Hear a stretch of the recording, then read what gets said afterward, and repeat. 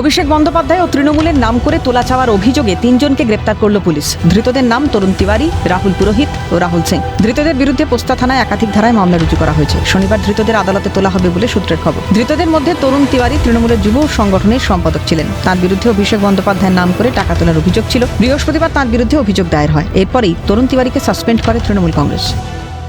এটা দলের zero tolerance নীতি। এই যে তোলাবাজির অভিযোগ এসেছিল, দল সঙ্গে সঙ্গে ব্যবস্থা নিয়েছে, যুব শাখা ব্যবস্থা নিয়েছে যে কাজের খবর এসেছিল সেটা এবার পুলিশ প্রশাসন তারা তাদের কাজ করবে।